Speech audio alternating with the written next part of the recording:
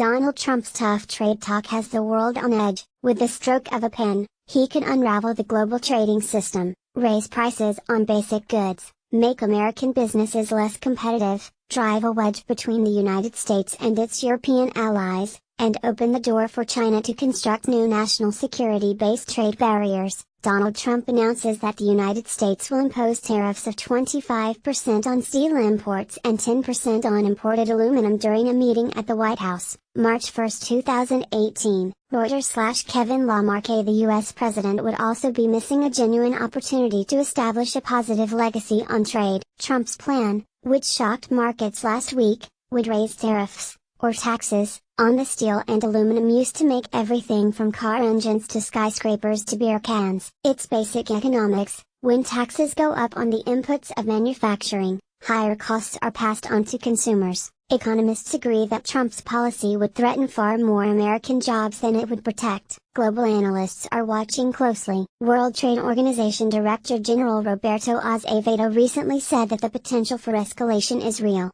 as we have seen from the initial responses of others. A trade war is in no one's interests. The WTO will be watching the situation very closely.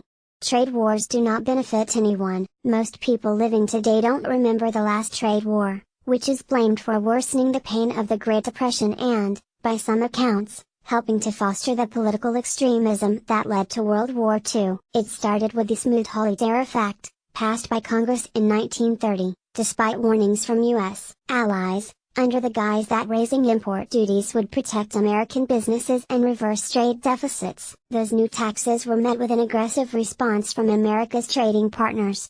The damage was severe and rapid. From 1929 to 1933 U.S. imports decreased 66% and U.S. exports decreased 61%.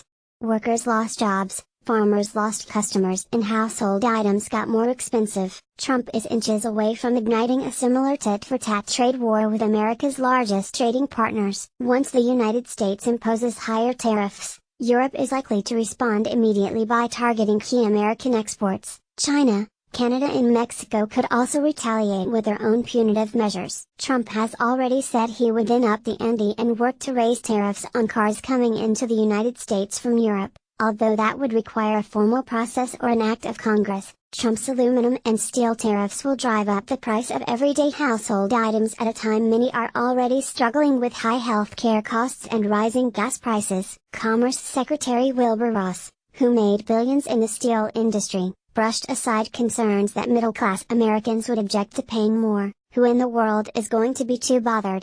He asked rhetorically. Meanwhile, American industries that are unable to export to important markets could be forced to decrease production, cut hours, lay off workers, and potentially close their doors. The national security rationale for unleashing this economic pain is perplexing. It could easily backfire and set a precedent that makes the United States even less secure. America's top steel exporters include allies like Canada, South Korea, Mexico, and the European Union. China ranks 11th.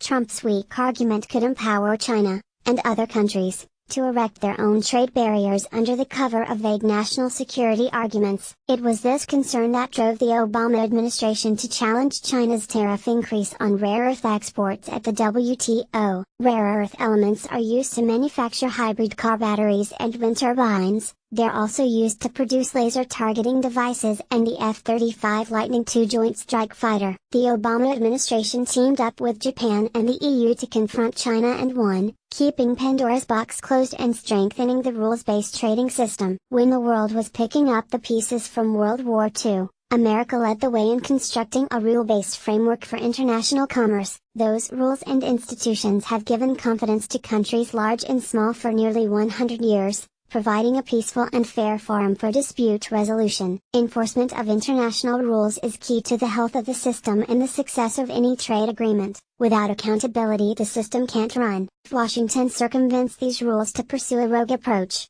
Trump will preside over the abdication of U.S. leadership and the ascension of Chinese influence. He will turn America's back on the system it built. Trump isn't alone in the view that there is a global overcapacity in steel production, and that China is the cause. G20 nations established the Global Forum on Steel Access to address this global steel glut. But this system needs help and it needs reforms. The opportunity exists for Trump to craft a positive legacy on trade, not through dismantling the international order but by strengthening and updating it.